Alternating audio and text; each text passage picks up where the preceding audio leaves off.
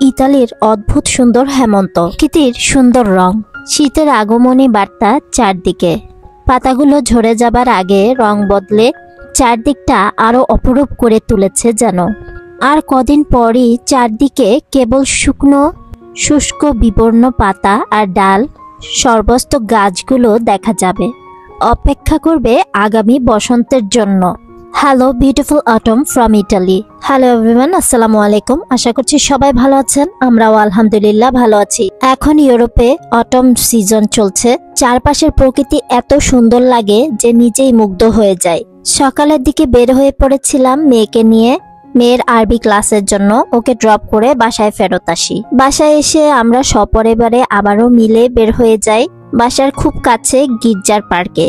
বড় কিংবা ছোট সবাই দেখেন কি সুন্দর প্রকৃতি ভালোবাসে।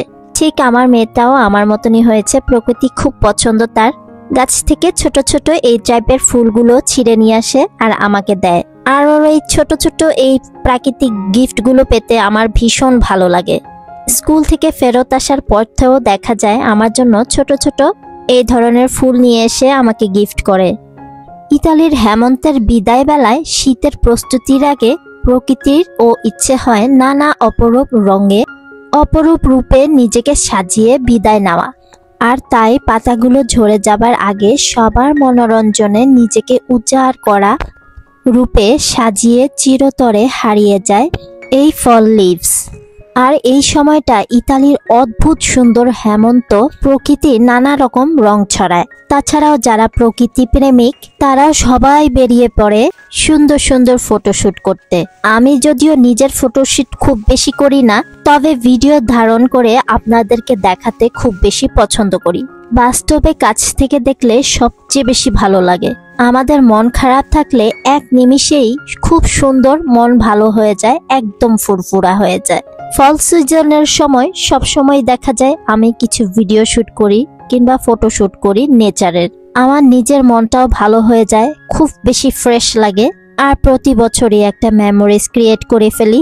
এই রোদ বৃষ্টি ঠান্ডা এই সিজনটাই এমন।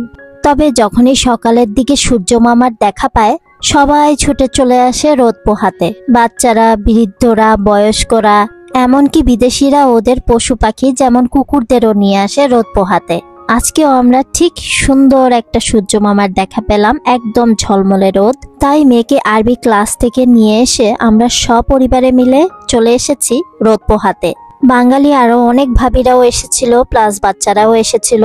এই মুহূর্তে পার্কটা একদমই ফাঁকা, তবে এর আগে অনেক ভরাট ছিল। বাচ্চারা খেলাধুলা করে চলে গিয়েছে নিশ্চয়ই। আমার মেয়েটা বসে বসে দোলনা খাচ্ছিল।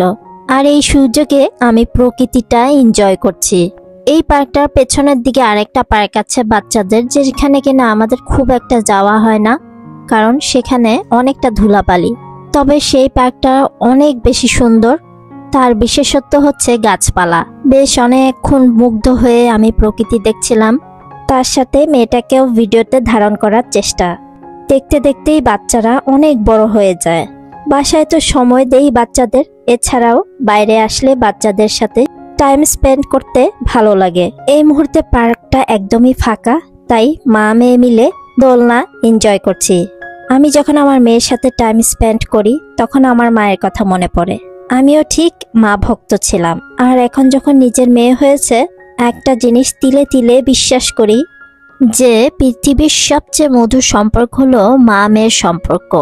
এর মধ্যে সবচেয়ে বেশি গুরুত্বপূর্ণ সেটা হলো একটা মেয়ে জানে যে পৃথিবীর সবাই তাকে কষ্ট দিলেও শুধুমাত্র তার একমাত্র মা তাকে কখনোই কষ্ট দেবে না, ফেলে দেবে না। একমাত্র মারাই পারে বাচ্চাদেরকে নিঃস্বার্থভাবে ভালোবাসতে। বিশেষ করে মেয়ে বাচ্চাদের জন্য আলাদা রকম একটা ফ্যাসিনেশন কাজ করে। পৃথিবীর সকল মা ও মেয়েদের সম্পর্ক এমনই অটুট থাকুক, এই দোয়া করি। প্রকৃতির এই সুন্দর রূপ দেখতে দেখতে চলেন আজকে তাহলে এখানেই বিদায় নিয়ে নেই। সবাই ভালো থাকবেন আর আমার এই ছোট্ট পরিবারটার জন্য দোয়া করবেন। দেখা হবে অন্য কোনো ভিডিওতে। টিল দেন, আল্লাহ হাফেজ, আসসালামু আলাইকুম, থ্যাংকস ফর ওয়াচিং।